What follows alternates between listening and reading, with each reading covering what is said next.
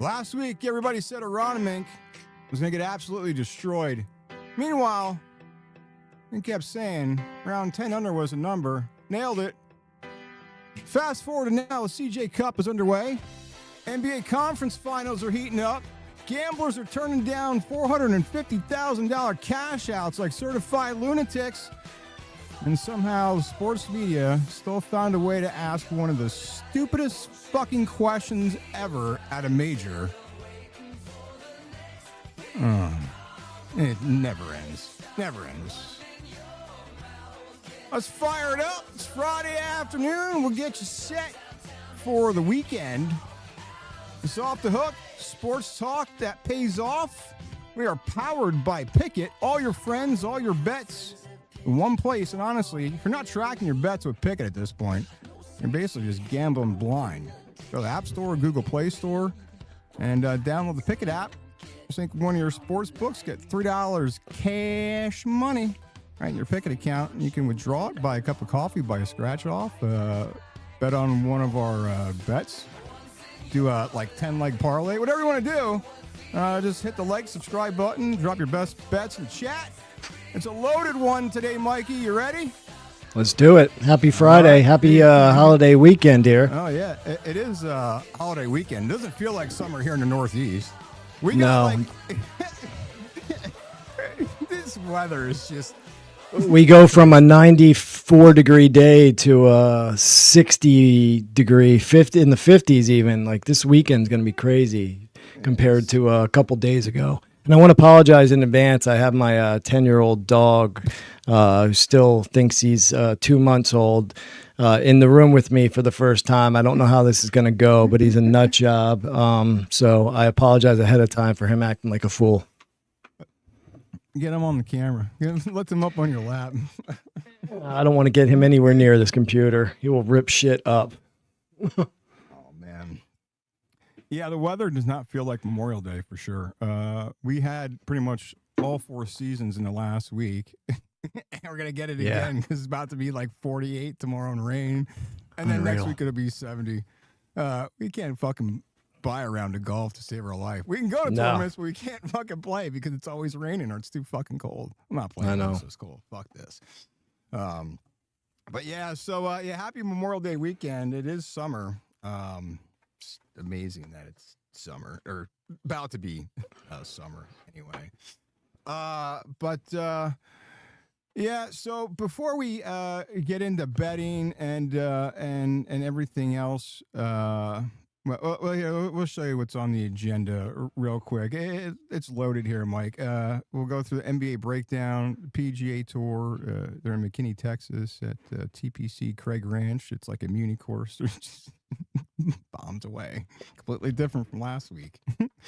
MLB, NHL playoffs, Pikkit play of the day. We've got Bark Bets, powered by Freedom First Rescue. Clown of the week. It's a good one, Mike. And I kind of gave it away.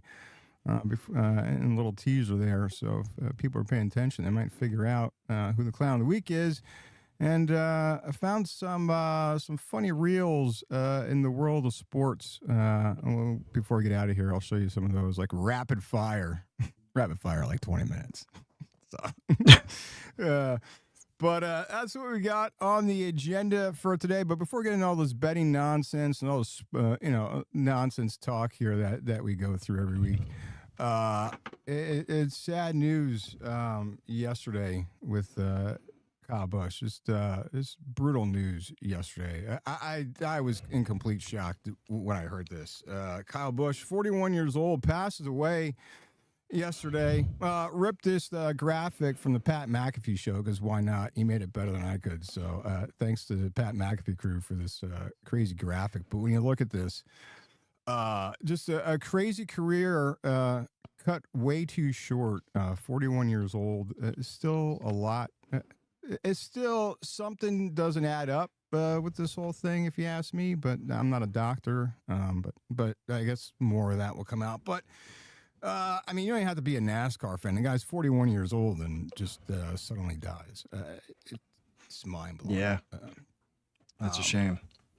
234 races he won in NASCAR's top 3 series, 2-time Cup champion, I mean, this guy was probably one of the most talented and polarizing drivers. A little bit of a psycho, a little bit of a knucklehead early on in his career, and then he calmed down as he got older. And one thing when I read Ryan McGee from the Marty McGee podcast, he's a writer for ESPN. He wrote a really good piece last night, and even things I heard other people saying about Kyle Busch is the guy was a racer.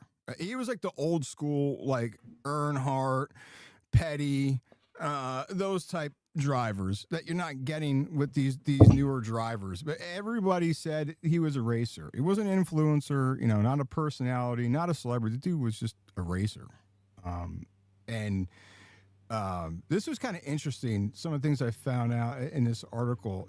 This movie was terrible. The 2021 Sylvester Stallone movie Driven, it was kind of lame. Yeah, I don't know if you ever saw it, but in that movie, they put quarters on the track to like maneuver like around the quarters and shit, right? Well, Kyle Busch was doing this when he was 6 years old in his cul-de-sac in his neighborhood in Vegas, but he used the pull tabs from soda cans and he would lay them out and he would drive really fast and try to like hit the tabs and around his cul-de-sac. Like the dude was like super talented. That's just like psycho level. A 6-year-old driving a go-kart through your neighborhood. And he was like a racing prodigy.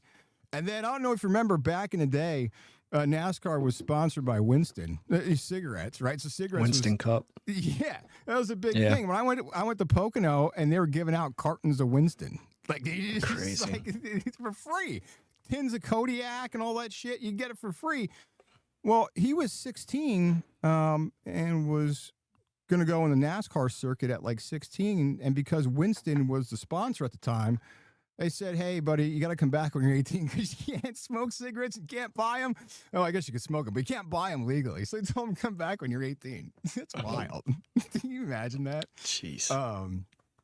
But yeah, I mean, his entire career, I mean, he was just probably one of the most gifted, hyper competitive. I mean, he's aggressive.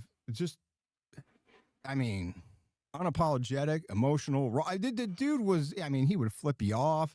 He didn't care. He was a racer, and whatever it took to win. Yeah, and watching NASCAR and betting on NASCAR. I mean, this dude, if you can never count him out. I heard something crazy, and I don't know if this is true. I have to verify. I heard it like right before we came on here. If he raced on his birthday, he was undefeated he won on his birthday. I don't know if that's true or not, but if that's true, that's just insane. But yeah, it's you're not getting. He was probably one of the last of the old school drivers. And his older brother Kurt was a really good driver, but when he was coming up, he's like, if you think I'm good, you should see my brother. Now apparently his kid's racing cars, and his kid's 11. The kid's actually pretty good. So I mean, he started off as the villain, chucking people the finger, wrecking people, starting fights on pit row, and then evolved to be the racer he is now, and kind of gave back to the sport and kind of grew up, I guess, and less a knucklehead. Still a hell of a driver, but it's just a shame. I mean, a guy who's a husband and a father.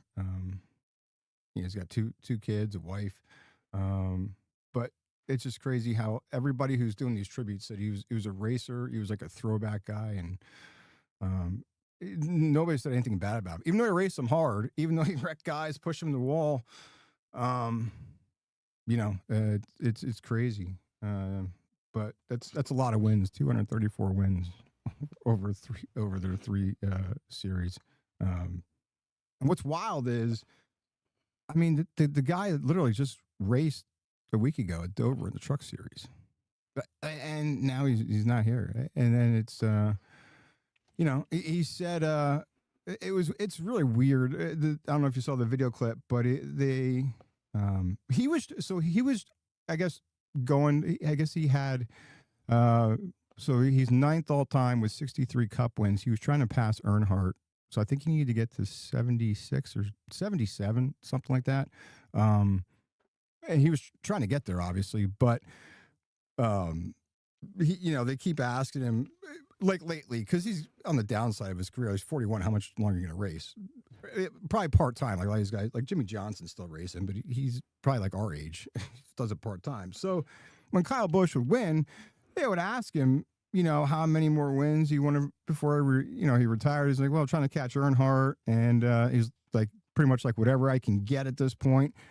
And then it's like, his quote last week, he's like, you never know when the last one, when it's going to be the last one, or when the last one is going to be, or something to that effect. That's just kind of weird to, just kind of right. Hits different now, him saying that. And I heard him say it recently on the Truck Series, and when he won, NASCAR, it even in press conferences, just asking him before a race, and he's like, you never know when your last one's going to be, and now the dude's not here. But yeah, so rip Kyle Busch. It just feels weird saying that. It's so bizarre. I don't know. And then if you want to put your tinfoil hat on, we're both Kobe fans, so here's a tinfoil hat moment for you. So before Kobe died, he allegedly won a major lawsuit against a pharmaceutical company, and then died shortly after in the helicopter crash. And Kyle Busch and his wife recently just settled an $8.5 million lawsuit against Pacific Life for like fraud investments and being manipulated for investment type scandal. They settled out of court for $8.5 million, and guys, some mysterious death surrounds him now. So I don't know. I don't believe I believe anything's possible. I don't trust anybody. So the fact that is it a coincidence? Who knows? But Kyle Busch gone way too soon, age 41. There's really no way, I guess, to transition out of that. But I guess we can shift gears, go right from NASCAR, and we'll just fire up the NBA. Well, I could tell you that's the first time that's the most time we ever spent on NASCAR, and it was someone's death. Isn't that a shame? Yeah. Kyle, that's because I'll tell you who else is going to die soon. This freaking dog, if he doesn't leave me the hell alone. Jesus Christ. We can get him a I told you this was going to happen. We can Go get lay him down. a microphone. Oh, yeah. Get him a microphone. Get him on here. All right, enough of the somber stuff. Yeah. It's what a That's a shame. Yeah. I think for us, because we're not much older, it just kind of hits a little different, right? Yeah. It's crazy. What hits harder is when you lose money on the Cavs in game one when they were up and had a big freaking lead and you thought the game was over. That's what hits hard. Yeah. Dude, I don't even know what to say about that. I was watching the last few minutes of that. I'm like, is this really happening? And it's like, that's where, again, put your tinfoil hat on. And is this shit really scripted? It's No like, how way. is that possible? I mean, it's James Harden can't play fucking D. He's a fucking a traffic cop, just like Brunson on defense. He's come through. I mean, he's definitely a liability defensively. Is Kenny Atkinson probably like the first coach in NBA history to have his stock as a coach drop the further he advances in the playoffs? Man, I just don't know what coaches do in the NBA. Like, seriously, I don't know. I don't know what, other than make decisions on when to put players in, I don't know what they do. Seriously, you're not running extravagant offenses. It's a lot of mostly isolation basketball. You're not running defenses. You're playing man-to-man defenses. Occasionally you switch into a zone once in a while. I don't know. It amazes me. I mean, I really thought I didn't bet game one, but I would have been on the side of the Cavs. I just thought the Knicks had too much time off, and I thought, and it seemed that way through 95% of the game, right? And the Cavs had their number, and then all of a sudden it all fell apart. I just thought the Knicks would come out flat and not perform as well. Just that time off just hurts you, and now. And last night started off a little slow, but then Cleveland just looked. I mean, first of all, the Cavs shouldn't fucking be there. The Pistons just gave that away. They shit the bed. But that's a different story for a different time. We'll talk about that next year. But if they thought they were them being down 2-0 to the Knicks is a hell of a lot different than being down 2-0 to the Pistons. The Knicks bench is like fucking 8 deep. I mean, like they can go to like 8 guys. I mean, you know what I mean? You can go like to the 8th or 9th guy and still get production. Where the Pistons, when you start getting to their bench, they're limited who they're going to get to score, right? Where the Knicks, they don't have that problem. The only problem I see with the Knicks is Mike Brown, right? Is he going to screw up? But again, it doesn't look like it. But how? I don't know how he can. Like, what's he going to do? Yeah. These guys, like, yeah, I don't. This Knicks team's fucking good. Yeah. So Cleveland's in a world of trouble. If they think that this is going to change going back to Cleveland, they might get swept. They might just get blown out these next 2 games in Cleveland.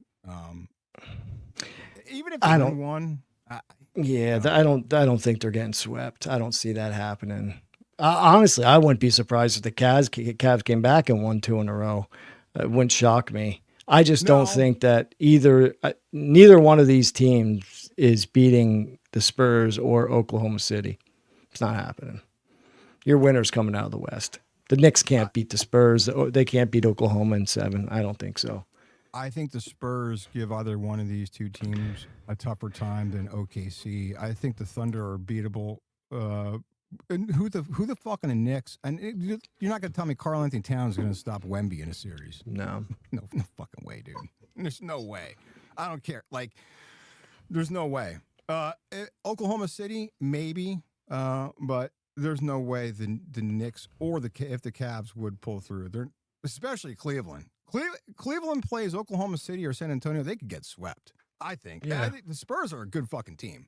I'm concerned though is if the Knicks series goes 4 or even 5, like if Cleveland gets one in Cleveland and then the Knicks come back home and win, how long are they sitting? But then how much are these 2 teams out west beating each other up? I mean, you already got guys banged up, right? So how much more banged up are they going to get? And then what do you get in the finals with those 2 teams with the injuries? But the Villanova of the North with Brunson and Bridges and Hart, that seems to work.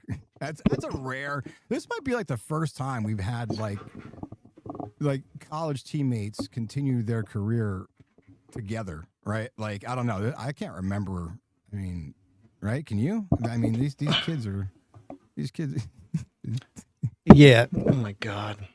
It's you ripped the fucking cord out. Jesus.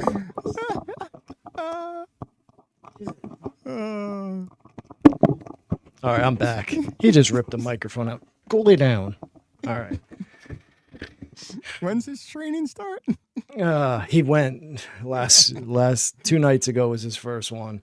But the problem is if I close the door, it's just gonna be at the door nonstop. It is. It's amazing that you could get 3 guys from Villanova like that and stay on the team and still be they still have that cohesiveness like they played in college. It's funny watching them because it's still see them doing the same things. They're so in sync together. It's amazing. Yeah, it's wild. I can't remember seeing a team like that where they had same guys that played together and were successful in college playing together. But the Knicks just look more physical, more. There's just again that connection there with those 3. The whole team just looks way more connected, just more confident than. And Josh Hart, I mean, game 1, he looked lost, and then last night he comes out 26 points, 5 threes, 7 assists. I mean, a completely different player. Yeah.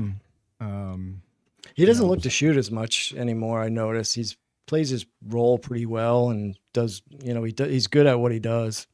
Yeah. It's I don't know. This Knicks team.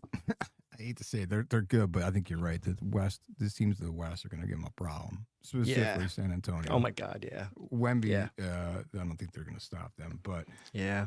So you're liking the Spurs to win this to beat the Thunder. I am just sick of. I want the Spurs because I'm tired. So I want the Spurs too, but I don't think they beat them. I just think Oklahoma, they turn you over too much. They're defensively, like they're all over the place, and they are. And then they have so many options to score. They're tough. They're tough to beat. Here's the thing: if Hartenstein, that was a good move, putting him on Wemby. Absolutely. Holmgren just he can't compete. He just gets fucking smoked. He could give him problems the rest of the series. So that was a good move if they stick with it. Yeah, I don't. You have the experience of Oklahoma City, right? They know how to win. I could see this thing going 7. I can see just going back and forth and just flip flopping, right? Win one, lose one, win. It's just going to go back and forth, back and forth. I could see that.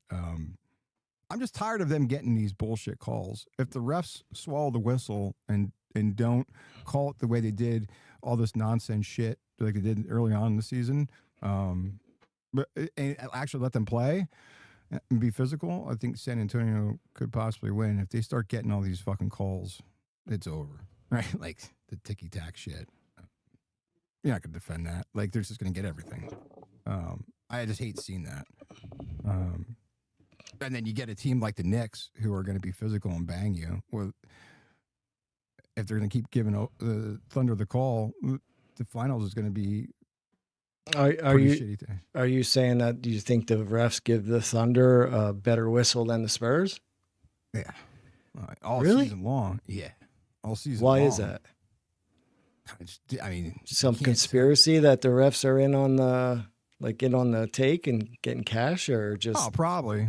That shit didn't stop with Tim Donaghy. That shit's still going on. But these NBA refs, they all suck, in my opinion. I agree with that. I just think it's collective. Yeah, so sometimes it is. I mean, they're better in the playoffs. I mean, I just don't want to see it go back to the regular season where SGA is getting these bullshit calls. You put a finger on them and you're getting a call. Like, if you're gonna make that argument, you better make it for Jalen Brunson too. And I'm a fucking Villanova fan. I love Jalen Brunson. But you kidding me? No, I think he gets the best whistle in the NBA. Oh, he does. Yeah. Jeez. Yeah. He does. Yeah. And it used to be Harden too, not so much anymore though. They don't give him as much anymore. No. He used to get that all the time. Yeah, he did. He had a little flop. Yep. But he didn't get it. He didn't get in the Pistons series as much. And he's not getting it now. But yeah, you're right. It's like a 1A, 1B, I think, for SGA and Brunson as far as the whistle.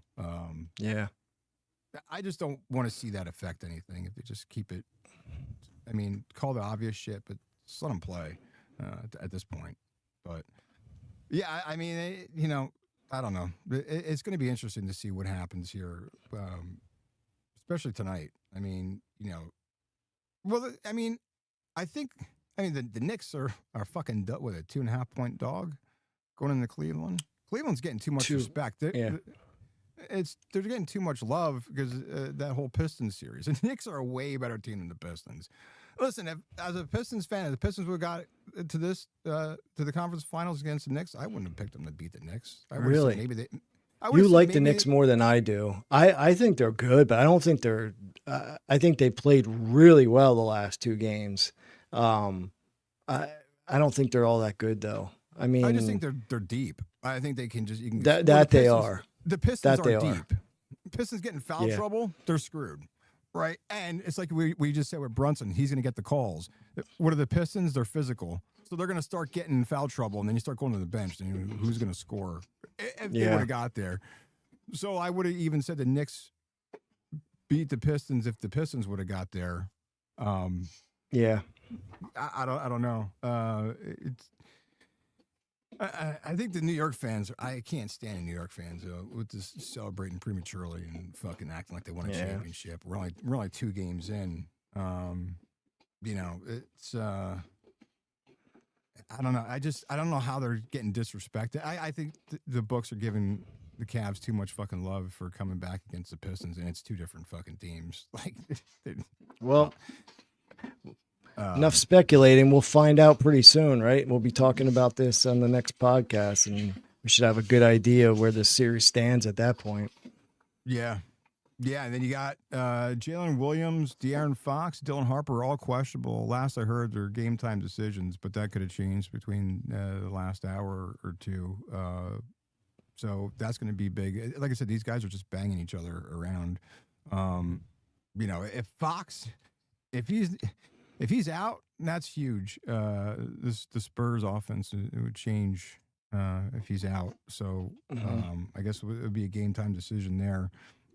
Which obviously is affecting the line. It really hasn't moved. It was 1.5. So if they get into injury problems, it could be a whole different series. And then Oklahoma City could win in 5. It could be over fast. I don't know. We can get to our plays later. I'm sure one of us has a play on this game tonight. Yeah, that's what we got left in the NBA. We're down to the conference finals, getting good basketball after people resting guys and the fucking game management bullshit. Did you hear that possibly Nick Nurse could be going to Dallas? I heard a rumor that they might be trying to get him from the Sixers. Really? I don't know. Yeah, that's why I forget who reported that, but No, yeah, I didn't hear that. And Jameer Nelson could possibly be the Sixers' new president. Apparently, get out. Yeah, can you imagine that? Jameer Nelson, local kid, St. Joe's kid. I'm all for it as long as he gets fucking. Yeah, what? He should just bring Delonte West in as his helper. Wouldn't that be some shit? Pick him out from whatever bridge he's under. Wow. Whatever city he's under. Yeah, what a shame for that guy. But yeah, as long as they get Embiid the fuck out, I don't care who the fuck he is. Right. Just move on from that guy. You're not going to get anything for him, but just move on. We'll see if we got any plays later when we get to our card and Bark Bets and the Pikkit play of the day. But those are your matchups. You got Spurs, Thunder tonight. Going back, these fucking games, they changed so much. Like they go from Amazon to NBC to fucking ESPN. Tonight's game is on NBC Peacock. And who knows what? Tomorrow it's on ABC. They flip.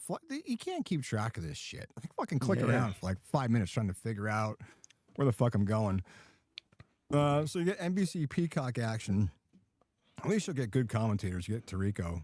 And what the fuck happened? ESPN shits the bed, but where the fuck is Doris Burke? You're getting Mike Breen and Richard Jefferson, and I'm going to hear the fucking clown is on there. It's terrible. It's Legler. Legler, he's all right. Yeah, I like him. Richard Jefferson, I can't stand, though. Yeah, I don't know. Without. Did they fire Doris Burke? I mean, I don't know. I have no idea. I was like, where the fuck is she at? Because she's pretty knowledgeable. Yeah. I mean, they had her on all year, but I don't know. Moving from the NBA, a quick golf update here from the CJ Cup Byron Nelson, McKinney, Texas, TPC Craig Ranch course, playing like a muni course. These guys are. It's amazing. So right now, Siwoo Kim is now 14 under through 10. Sunjae Im is 13 under. He's done for the day. He's in second. And then you got Kenzie Hirata. Jordan Spieth is 12 under in fourth. Tyler Duncan is 12 under in fourth. Spieth was an outright winner that I picked there. The list is just... Koepka was leading, and he just kind of fell off the face of the earth here. Of course he did, because I had him. Which is shocking. Max Grazerman moved up 101 spots today. He's tied for 15th. He's 9 under. This course is absolutely insane. They spent $22 million to redo this course and redo the greens and try it, because Scheffler won it at 31 under last year.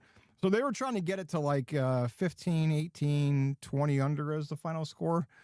fucking hit that before the end of Saturday. These guys are 14, 13, 12. Yeah, it's actually when you go from last weekend to this, or last week to this week, it just almost seems boring because you go from a course where it seems so challenging to now you don't have everybody playing, and it's kind of like, all right, score at will. Kind of sucks, you know. I mean, even though like picking Spieth to win and he's 12 under, and the leader's 14 under, dude, it's still kind of boring though. I mean, they're just it's close, but it's not like last week where you had these guys grinding it out and nobody could pull ahead until the end. It still was close. And you saw like in their faces, like they had to be so focused, and everybody was like, not like, you know, you look on now and you'll see guys like smiling every once in a while. Everybody seems so dialed in and even a little frustrated. Like that's what I like seeing that, you know, it just shows like how into this they are. And like, hey, this is a really challenging course. We really got to dial it in. It seems different now when you watch it like this week. It is totally different. And like even if Koepka or Spieth or these guys don't win, they're still probably going to be, I don't know, double digit. Like even Koepka, he fell back a little bit. He'll probably still finish like 10 to 15 under, unless he really collapses. But like, so you could walk away from this and be like, well, I made a shit ton of birdies and feel good, even though you didn't win. Where last week, it's like you said, these guys were getting beat up, like mentally and physically. I mean, the course was a tough track to walk, and then you're getting beat up. You're getting all 4 seasons. I mean, you go from winter to fall to spring to summer in a weekend. You don't know. And now you're going down to Texas. I guess it rained a little bit yesterday, but, you know, this track is just... I mean, you can make up shots really quick, and you know, we said they're going to score a shit ton this week.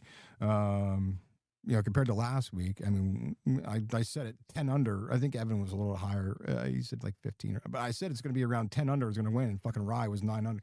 These guys, it's a tough course, and we heard it. We heard them down there saying the caddies were calling the guys from Aronimink asking how the course plays. I mean, that's what you get. And you come to the CJ Cup in McKinney, Texas, there, and it's just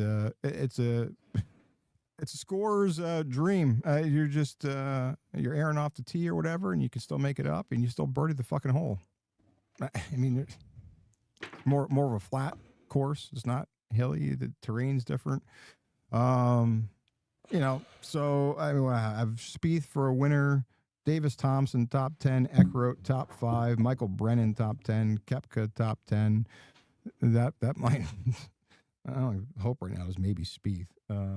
But again, that could change tomorrow. These guys could go out. Too early to tell. Yep. Yeah, I mean, you got guys shooting. Sanjay M shot a 61. Dude, somebody's going to hit like 59. You watch tomorrow. Like, because the weather should be a little bit better, I think, tomorrow. And somebody will hit like 59. You watch. I can see that coming. This course is made for it. It's easy to score with these guys. And, you know, a lot of scoring and probably not a lot of watching. You know, just. Nope. Not me. It's a birdie fest. It's birdie fest, right? So it's just guys birdieing all weekend long. So we'll see how that shakes out. MLB action will shift to the diamond. I know you might have a couple plays here. You got Garrett Cole coming back for Yankees tonight against the Rays. You know, I don't know. I feel like Garrett Cole is past his prime here. I don't know.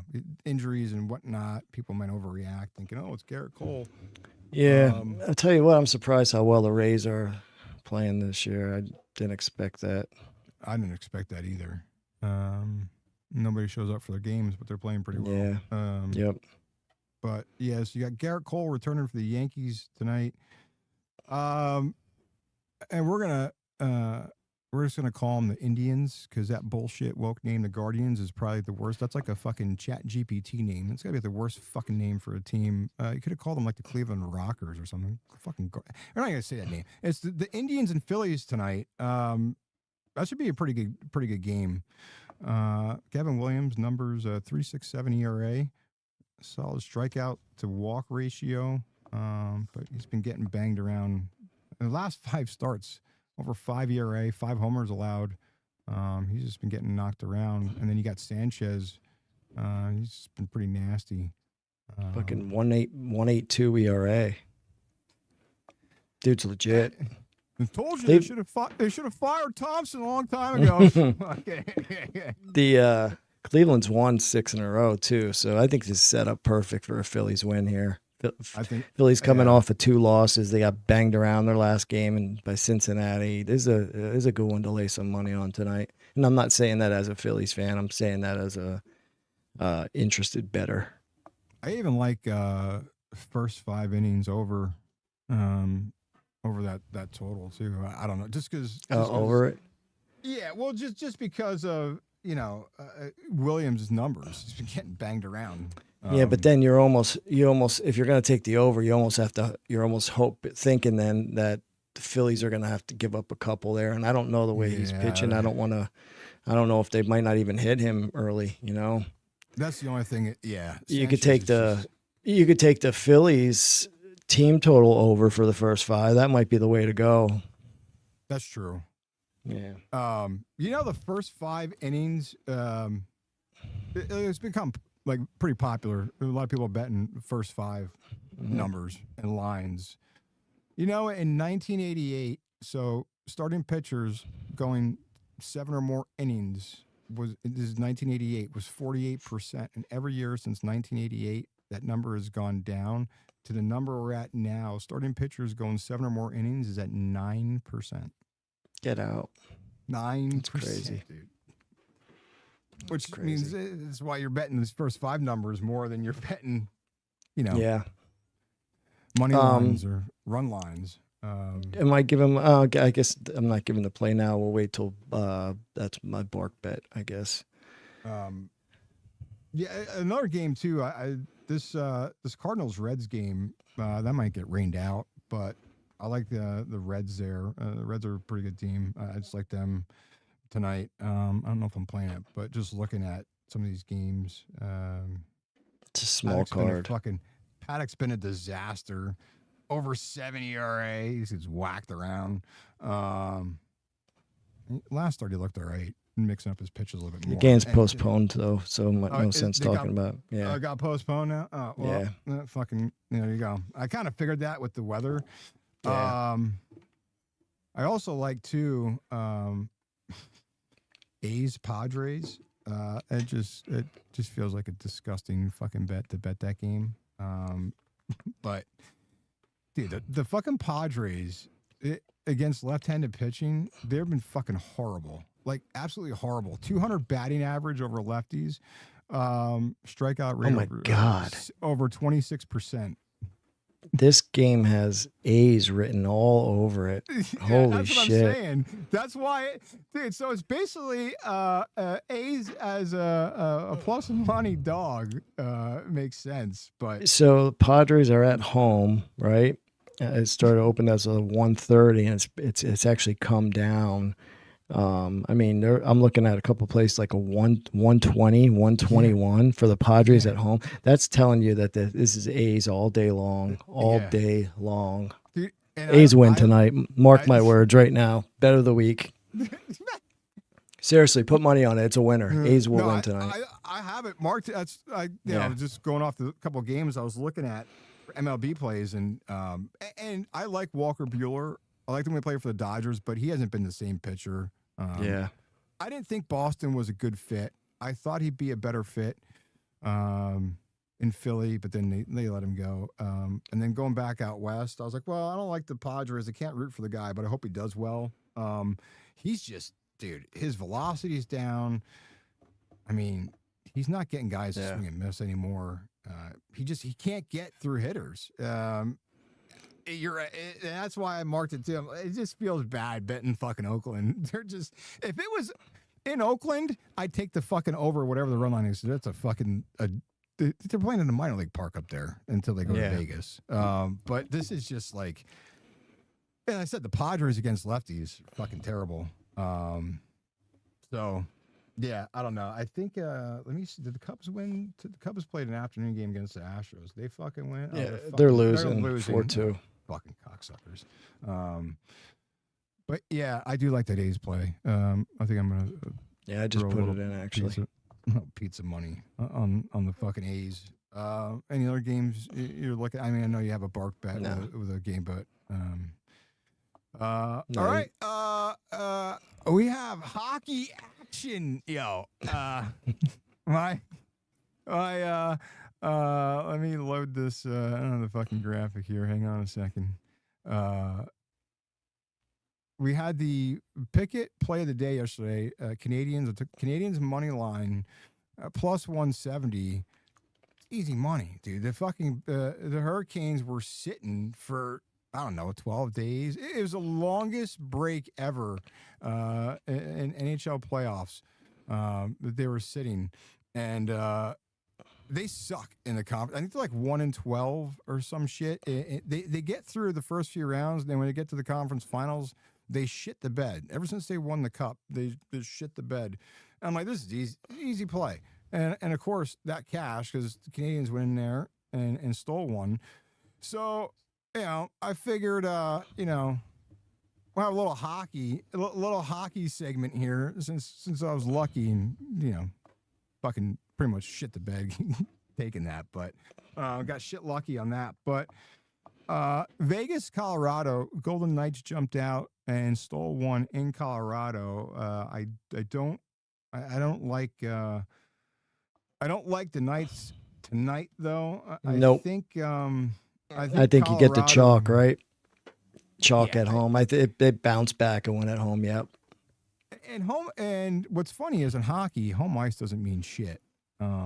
It's probably the sport where it means the least. I mean, from a crowd standpoint, the crowd gets into it, but from the player the home ice doesn't mean shit.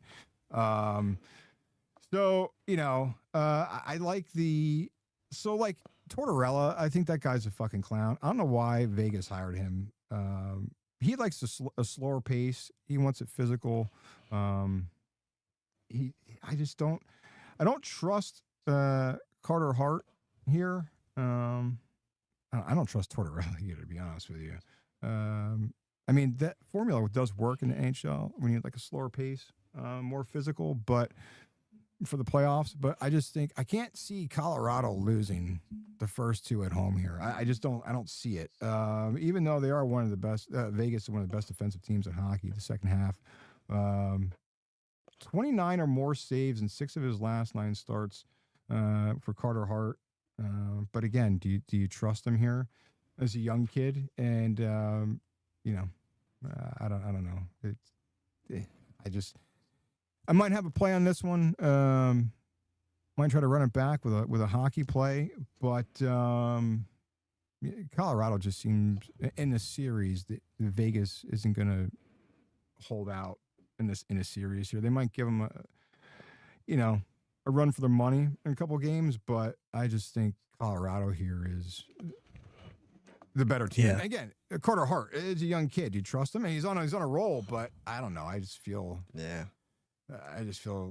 Avalanche here. I would love to see as much as like the Vegas Golden Knights. I'll tell you what. If you're going to a hockey game, Vegas Golden Knights game is fucking, the atmosphere is unbelievable. Yeah, I'd like to check it out. It's we'll have to go out and do. You got to. It's phenomenal. I could probably get free tickets too for that pretty easily. Yeah, we should do that. You got to see it. It just the atmosphere is crazy. And I would love to see them go back, but I would love to see like Colorado and Canadians.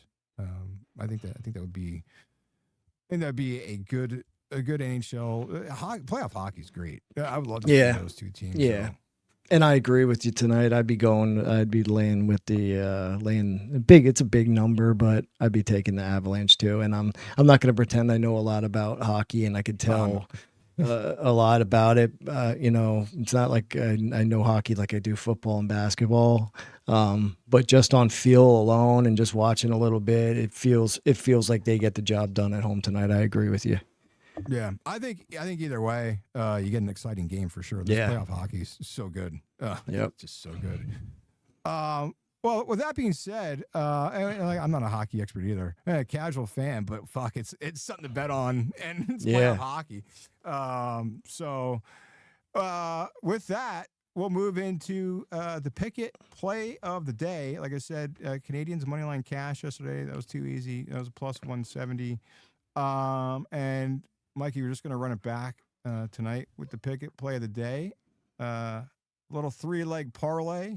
Took the Avalanche money line, Vegas Golden Knights under 2.5, and then over the total. I just think you can get scoring, but I think maybe like a 4-2, like 5-1 kind of thing. I just think you're just going to get the Avalanche responding tonight. I just can't see them going down 0-2. So I took a little 3-leg parlay. For the Pikkit play of the day, and use code OTH. Go to the Google Play Store, App Store, and download the Pikkit app. And when you do that, set up your account, put in code OTH, and you get $3 cash money right in your Pikkit account. After you sync one sports book, just one, but you should really sync all of them. And all right, buddy. Track your bets with Pikkit. Download the Pikkit app. Listen, if you're not using the Pikkit app, your gambling record is probably fictional, and you're just behind the 8 ball. Not using the Pikkit app. So that's the Pikkit play of the day here. The 3-leg parlay. Avalanche money line. Under 2.5 total for the Vegas Golden Knights, and then over the total 6. And Mike, for the people who aren't using Pikkit and maybe never even saw Pikkit, I'm going to show you this real quick and what you can do right here with Pikkit if the screen share works here. Let me see. Here we go. Hold on a sec here.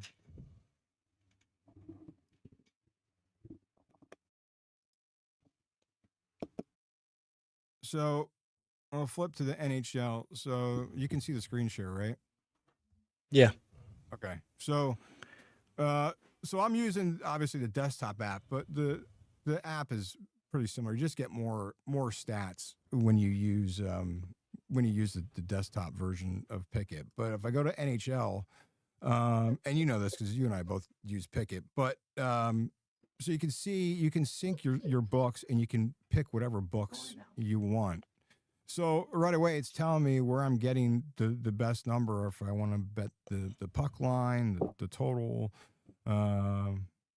money line, right? So, and then you just click it, and then boom, there it is. It's right. You don't need to click around and figure out, because these lines move, right? So you want to be as fast as possible. So you just go right into your events page, click whatever sport you want, and right here it's telling me, if I want the money line, well, there it is. The Caesars are going to give me the best number if I want to take Vegas, right? So it's a really great tool, whether you use the free version or the paid version. The paid version gives you a lot more analytics, and maybe for some, you don't know how much you're up or you're down. You might just don't click that page. But the nice thing is you can just bet right from here. They also have a quick pick bot where you just type in Knights money line, and it'll pull up that game, and you just click right from there when you're in the app. So if you don't have Pikkit, go to the App Store, either Google Play or the Apple App Store, download it and set up your account and track all your bets and make your wagering a hell of a lot easier instead of going through 5 different apps on your phone to figure out the best line. But you get, again, the desktop version gives you a better view, but the app is a little bit more handy. But yeah, so nice to be partnered with Pikkit and have access to all this stuff. The dog likes Pikkit too. It's thank God we're almost out of this thing because I'm about to choke him. Go lay down. Oh God.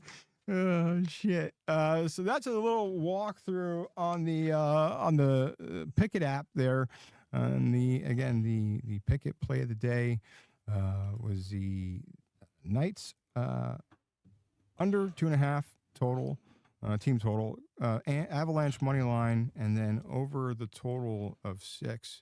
That's the Pikkit play of the day there. And while we're on picks. We'll just stay right with picks here. Move right along to Bark Bets, and Bark Bets powered by Freedom First Rescue. We feature a pup up for adoption every week from Freedom First Rescue. Mike's dog might be next. Yeah, you're right. Dog will be on here next week. But this week's pup that we're featuring is Blush. We'll get to her in a second. And these are where we give out the best plays, the plays that we can't stop barking about, the best plays of the week or the day or weekend, whatever you want to do here. But Mikey, your Bark Bet, who do you like for your Bark Bet tonight? Yeah, I am taking the Phillies money line. It's a high. It's chalk. I believe it's like 170, 180. But I'm going to parlay that with the Braves at home and taking that money line as well. I believe a $100 bet will win you like 130. It's a good number. I like that. Phillies definitely. I like that play. And Braves too. Braves are a good team. So that's a good parlay. You don't do a lot of parlays, but when you do, no, they're it's usually like a. Even the pup likes it. He likes it too. He's like, that's the Bark Bet. He knew that was the Bark Bet. That's why. That's coming in. Everybody play that. That was a sign right there. That thing's coming in. What was that play again? Give him that. The Phillies money, right? Phillies money line, Atlanta Braves money line. Yeah, two team parlay tonight. Another Bark. There you go. He's saying double down. That's what? That's 5 right. Units. That's a 5 That's unit, right. 5 unit Bark Bet on that play there. If that fucker wins tonight, I'm gonna be asking this dog for bets every day. I'll keep him around a little longer. It'll be like that corgi that with the ball in the basket. Yeah, thing, yeah. walking down the steps. It'll be him. 1 bark for this, 2 barks for that. That'd be fantastic. Yeah, I'm gonna go. Since the Pikkit play today was a hockey parlay, I'll go Spurs money line tonight. Maybe you could also parlay that with I think Wemby gets over 25.5 too. But I like Spurs money line tonight. They're the favorite, but I like San Antonio here. I think you get a good game either way. Yeah, not as confident as I should have did the A's as Bark Bet, but it's hard to bet on an Oakland. So it's like I can't. I like that a lot, though. I do. I do like it. I just didn't know if I liked it enough to do the Bark Bet. But I'll do Spurs money line tonight for the Bark Bet. But no one really cares about picks, although your pick's better than mine. It's all about the pup up for adoption from Freedom First Rescue. And this week's pup is Blush. She is a 2-year-old 50-pound pit bull mix she's basically entering free agency and looking for the right franchise fit here. When Blush first showed up, everybody thought she was calm, quiet, low maintenance. Turns out that was just rookie nerves. Now she's comfortable, and her real personality is starting to come out. She's energetic, playful, loves people, loves other dogs, and honestly sounds like the type of teammate that you want in the locker room. But she's still developing, just like your pup there, Mike. She's still learning the ropes, being a true house dog, still working through some nerves outside, and does need patience and confidence. High upside prospect, needs the right coaching staff to help her along. She'd thrive with a fenced-in yard, an active lifestyle, and another dog to help show her the ropes. And honestly, probably willing to let her sniff absolutely everything for 45 minutes straight. Loves to sniff and explore new things. She is crate trained. She does great inside. And once she trusts you, her real personality starts to take off. So if you're looking for a loyal teammate with a ton of upside, Blush is the pick of the week this week, up for adoption at Freedom First Rescue. You can go to their website, freedomfirstrescue.com. Check out the other dogs there and read up more on Blush. And also go to their Facebook page, facebook.com/freedomfirstrescue. A lot of community events, pup meet and greets. Mikey, they announced the golf tournament. We won it the first 2 years they had it at Twin Lakes. This year it is. I don't want to get this. I saw that. It's over at Green Pond. Green Pond. I want to. That's October 10th, I believe. is the date for the Freedom First Rescue Golf Tournament, the third annual golf tournament. We might have to run this back this year, Mike. So I'd like to do that. hopefully I can get a round or two in before October if the weather cooperates. How about it? But if you go to freedomfirstrescue.com, facebook.com/freedomfirstrescue, all the info is there in the golf tournament. We'd love to see you out there. It's a great event. The pups are there walking around, riding around in golf carts. It's a good time. And Green Pond is, I haven't played there in a couple of years since you and I were there. So that'll be a fun event there with the golf tournament in October. So hopefully it won't be hot. Hopefully it'll be nice weather. It won't get rained out, and it'll be like a fall golf at Green Pond and raising money for pups. So check them out, freedomfirstrescue.com. And remember, adopt, don't shop. And Mike, it's time for a clown of the week. Every week it's the dipshit, the bonehead, whatever you want to call it, move of the week. And this week kind of gave it away when we started the show. Most people, when they see this guy, they're like, who the fuck is this guy? But this guy, this might be a topper. This guy here. A clown of the week this week. I should probably get the video queued up here. So people are probably like, who is this fucking guy? Because he just looks like your next door neighbor, like a nobody. This is Doug Ferguson. He is a golf reporter. And this guy had the all-time worst, probably one of the worst questions at a press conference before not only just the golf tournament. This was a major event, the PGA Championship. This guy gets media credentials. And he asked Cam Young probably the dumbest question. And I ain't going to try to frame it. I'm just going to let you hear why Doug Ferguson, golfer. This guy won like 2024 like golf reporter award for some tournament.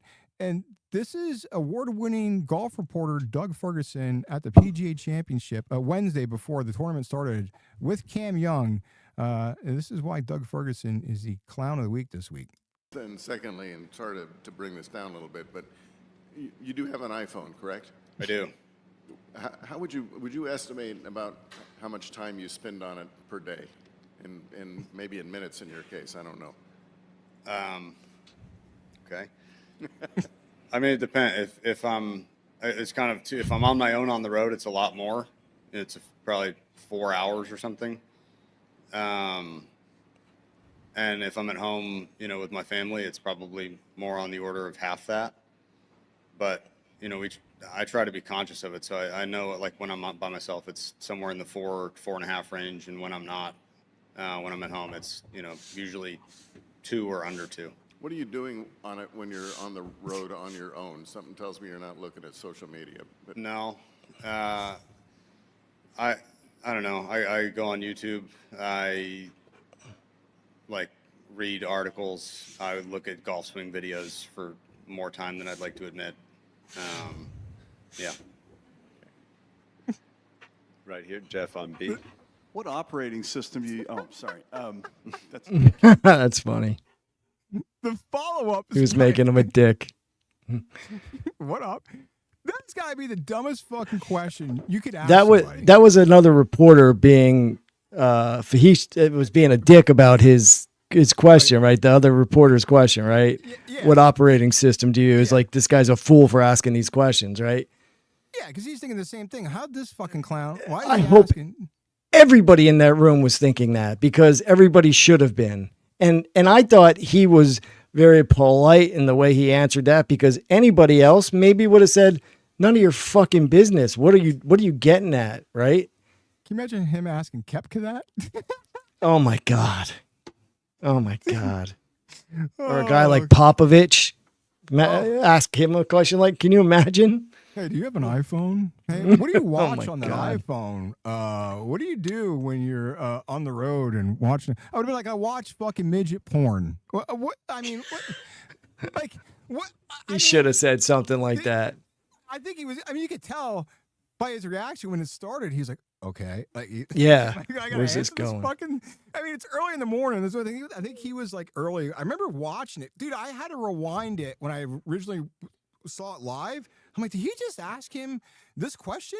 That fucking, do you have an iPhone and what do you watch?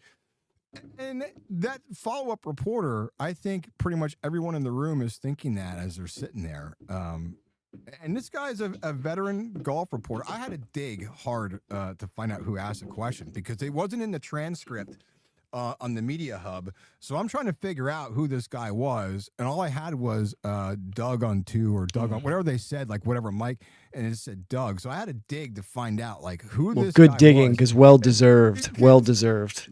And like I actually had At first I was like, what's he doing with this clown? And then I'm like, okay, this is freaking well deserved. He deserves the bus. Like I had to like match up old clips of him on other shows to match the voice, and then I actually put it in Chat GPT. I was like, "Is this voice like? Is it the same?" Because I wanted to make sure I didn't want to just bang on somebody. And no, it's this guy, Doug Ferguson, the clown of the week, this week. So he gets a seat on the bus. Nice. He could possibly be right up there with Tiger and Franklin because that's.